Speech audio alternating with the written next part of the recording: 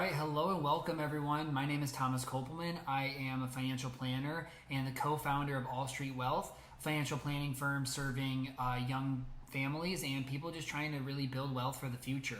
In this video, what we're going to be talking about is 11 of the biggest mistakes I see parents make with their finances. I get it, like this is a really important part of your life. For many people, they didn't take finances very seriously when they were younger, but now that they're married and have kids, you really just want to start to look out for your family, provide the best for them, and so you want to avoid a lot of these costly mistakes. The first one is not having the proper insurances in place. So that's health insurance, life insurance, and disability insurance, really. All of these are really important. Obviously, everybody understands why health insurance is needed.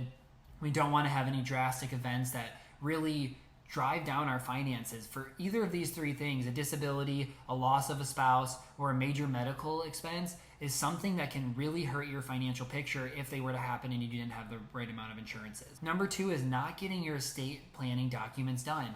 So many people think that estate planning documents are just for the wealthy, just to avoid the estate tax and have trust. But that is not true at all. You need to have a will in place. You need to make sure that if you were to pass away, where would your house go? Who would take care of your kids? Who's the medical power of attorney? You need to have all these things figured out, because if you don't, it gets really messy. Number three is not starting to save for college early enough.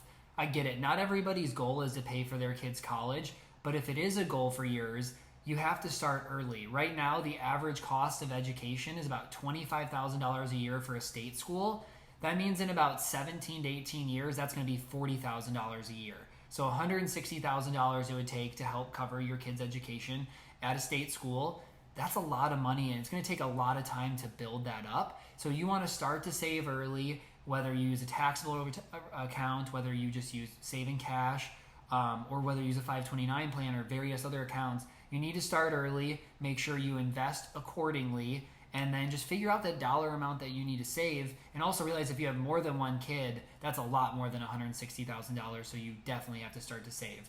But the other side of this too is don't neglect your retirement for your kids' education. Your kids can take out loans. You can't take out loans for retirement. So if your priority is being able to retire on time, well then you probably want to focus on that first. Which really goes into 4, which is neglecting retirement savings.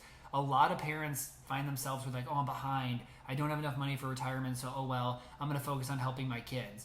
And while that's super nice and really selfless of you, again, you can't borrow for retirement. So it would be really good for you to start to plan for retirement. Use your company sponsor retirement programs, which are your 401ks, your Roth 401ks, and then also use external accounts like Roth IRAs and traditional IRAs. 5 is not adding your kids as authorized users to your credit cards. So building credit's really important. There's the Dave Ramsey's of the world that say nobody needs credit. My personal belief is that credit is important. It helps you get lower interest rates on loans. It can help you get approved for mortgages. It can also help for apartments. And so helping your kids build credit early is a really great tool. Most credit cards, they say if you add your kid as an authorized user, which just means they could have a name on a card, but you don't even have to give them the card. You don't even have to let them spend. But if they're able to be on that card, it can help them build credit if you have good habits. If you don't have good habits and you overspend your credit card and have debt, definitely don't do that, because you can end up hurting your kid's credit. 6 is not having an emergency fund. So too many people don't have emergency funds. I get it. It's not really fun to just save for an account that you're going to use if catastrophic events happen. But realistically, catastrophic events do happen. Your furnace does go out. You do get in a car accident. You do lose a job. And you need to have money on the sidelines available to help you if that were to happen. Because if you don't, you're either going to have to sell investments, which is not in your best interest, just to fund the emergency, or you're going to have to swipe a credit card or take on other debt that you don't really need. And one of the biggest things you want to do is not go down the debt tunnel.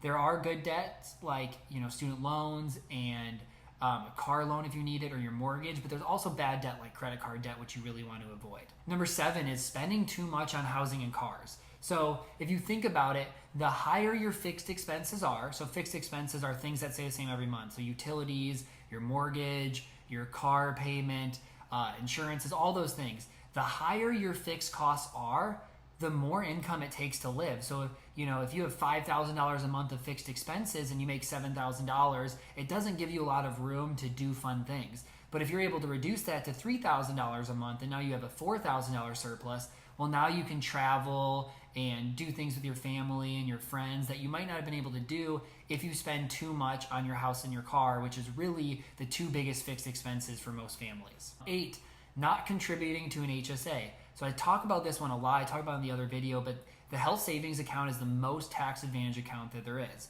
So let's say you make $100,000 and you put $5,000 in your HSA. Well, now your taxable income is $95,000, so you pay less tax already there. Now that money can be invested and grow tax deferred, meaning you don't pay tax on the investment growth.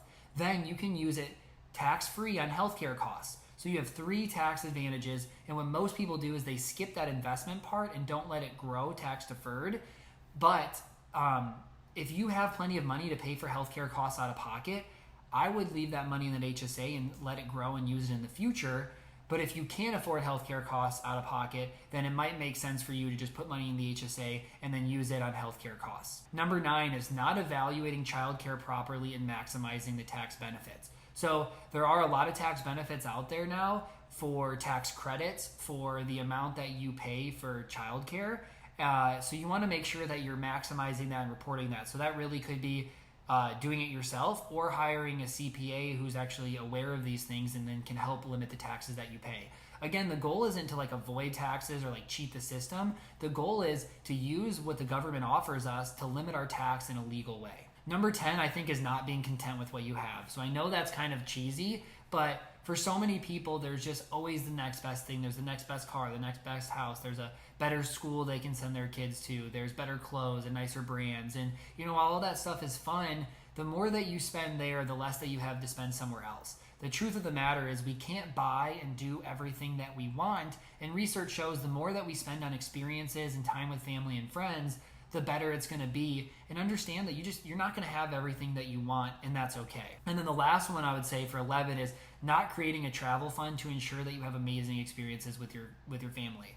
I get it. Some people don't like to travel, so maybe that doesn't make sense to you. But if you are somebody that values travel, save for it. Create a savings account and save every month. If you want to make sure, hey, we can go to Disney in 18 months and that's going to cost $6,000, well, figure that out. Divide $6,000 by 18 months and save every month to get yourself there. I think this is a mistake that most people make, is they just commingle all of their savings into one account.